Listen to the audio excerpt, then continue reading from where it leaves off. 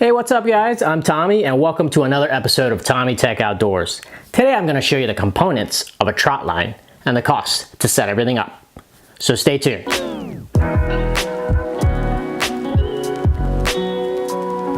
So if you're new to my channel and you like fishing, crabbing, kayaking, boating, or spending quality time with family and friends outdoors, consider subscribing to my channel by clicking that red subscribe button below and click that notification bell so you know when I upload a new video. I also wanted to give you guys a little disclaimer. Make sure that you check out your local laws and regulations about running a trot line in your area. Today I'm going to be speaking specifically about crabbing and running a trot line in Maryland. So make sure you check out your local laws and regulations and make sure you're up to date, because as of today, it's June 2018, so make sure you're up to date on whatever the current rules and regulations are in your area. So just to give a little bit of background, I've actually been crabbing all my life and from a boat for about 15 or so years. I started out crabbing in a canoe, then moved up to a john boat, then to a fish ski boat, and then back to a bigger john boat, and then eventually got a 21-foot center console. It was a Carolina skiff 21 DLV, and that was actually probably the best crabbing platform that I've owned. And you can actually check out a link to a video that shows me crabbing from my Carolina skiff. But right now I have a 23-foot Maycraft pilot house. It's a little bit more challenging to crab from, and I'm still trying to figure out how to do it effectively, so you guys can join me in that journey in future videos. But I also crab from a kayak, which has actually become pretty fun to do. So today I'm going to be talking about setting up a trot line, and you can use it, or you can use this setup in either a kayak, a boat, pretty much any type of vessel. So keep that in mind. So just as a disclaimer, I just want to let you guys know that I am not sponsored by any of the companies that I mentioned in this video or in the links that I provide in the description below. But I am an Amazon affiliate, so if you see any of those links and you click on those do help support my channel so I can continue to provide content for you guys.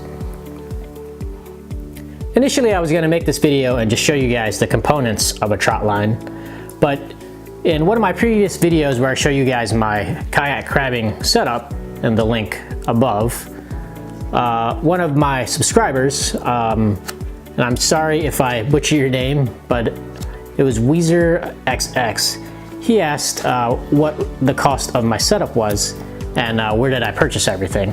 So I decided to go ahead and put that in this video so I can answer his question. So Weezer XX, thanks for the great question. And if you guys have any questions or comments, please comment in the comment section below.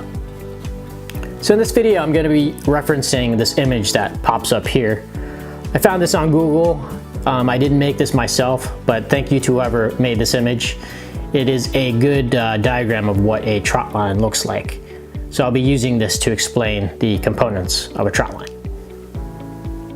So first I'm going to summarize the components of the trot line with this diagram, and then I'll get into more detail of each component and the cost of each one. So the trot line actually starts out with the anchor, which is in this diagram, and then from there you have a line that goes up to a buoy, and then from the buoy you have a line that goes down to a chain, and then the chain connects to your main trot line, which goes across the bottom of the area you're crabbing. And then on the other side you have the exact same thing. You have the chain again, and that connects to a line that goes up to your buoy, and then from your buoy you have a line that goes down to your anchor. And those are pretty much the components of a trot line. So now I'm going to get into a little bit of detail of each of the components. So it starts with the anchor, and I have here is this is a 12-pound This is a 12-pound river anchor. These work really good. I use this on my 21-foot center console and also for my kayak. I also have here this is a 10-pound mushroom anchor. These work fine for the kayak, but it doesn't work too well on my my 21-foot boat that I had. And both of those don't work at all for my 23-foot Maycraft pilot house. So I actually have a 20-pound river anchor that works great for my my bigger boat. And there are actually people that also use old brake rotors, which I actually did years ago, but I just didn't like the fact that they actually started rusting out. And I know some guys will actually sand them down and then paint them, but you know, instead of going through all the work of sanding and painting, I just went ahead and just bought river anchors that are already coated, so that worked for me. So the cost of a 12-pound river anchor is about $21.99. So you're gonna actually need 2 of those, and the cost of 2 total is $43.98. That is not including tax. So the next part you're gonna need is line for your anchor, and then also line for the one that goes from the buoy down to your chain. And this here is just a nylon rope.